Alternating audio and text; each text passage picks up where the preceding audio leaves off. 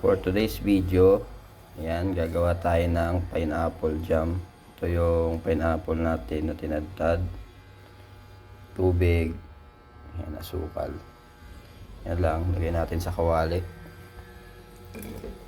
Ayan. Tapos lang natin yan. Tapos, lagyan natin ng asukal. Ayan.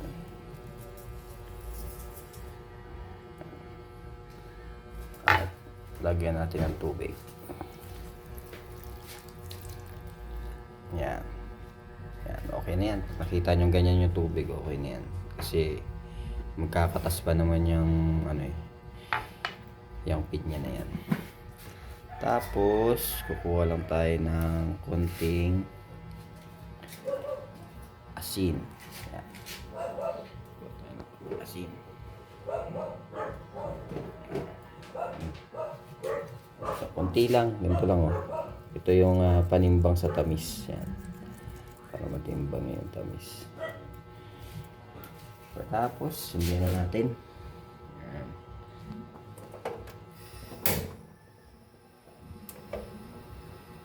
Okay.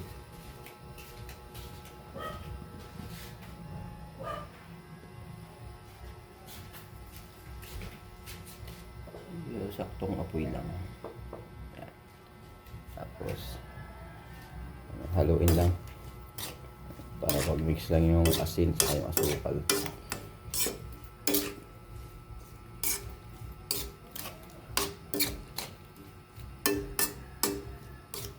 Ito po ay may mga sobra kayong pinya sa bahay nyo, ito gawin nyo, may palaman na kayo. Palang natin, hintay lang natin na kumulo yan.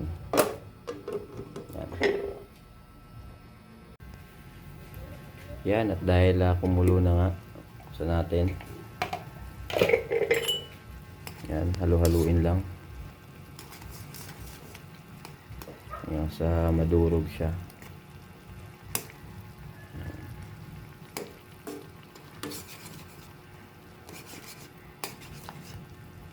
Kaya natin siya na lumambot ng gusto. Tapos lumapot. Yan. Para siya magmukha na siyang candy. Para siya magmukhang candy nito sa lapot.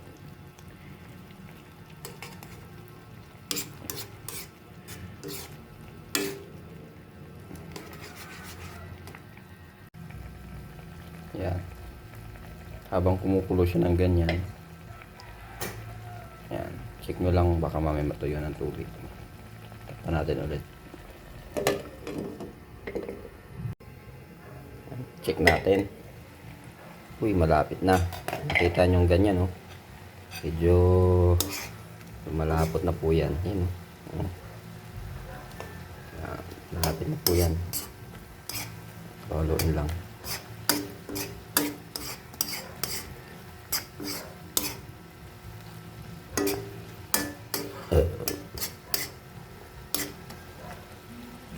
Ito simpleng palaman lang naman, pero masarap to.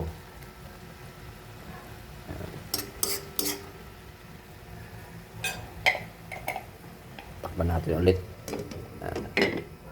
Check natin. Uy, yun na.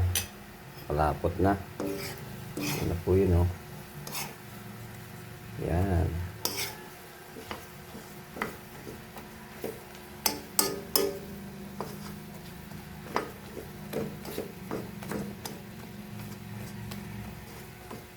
Durog-durogin lang natin para mas madali siyang lumambot.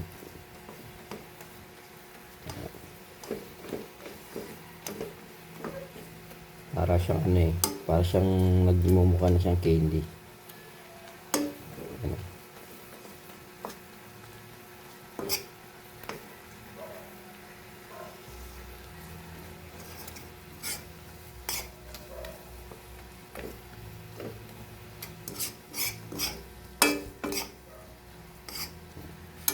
Tinaan pa natin yung apoy niya.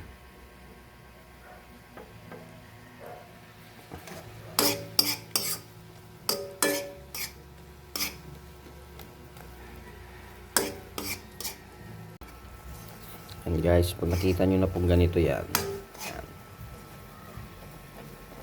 Luto na po yan. Ito na po yung itsura niya pag ano, luto na. Yan, durog na durog. Yan. Tapos sa asukal at saka sa tubig. Nagdagdag pa nga pala ako ng asukal dito. Kalahating baso pa. Saka tubig. Nagdagdag rin ako.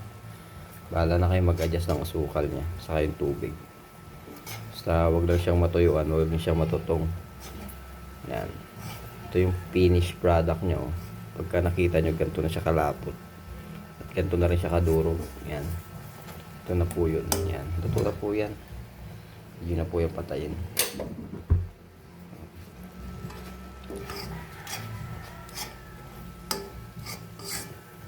Yan, may palaman na kayo.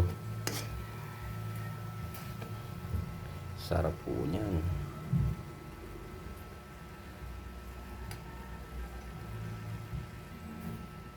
Salamat pong muli sa inyong panonood.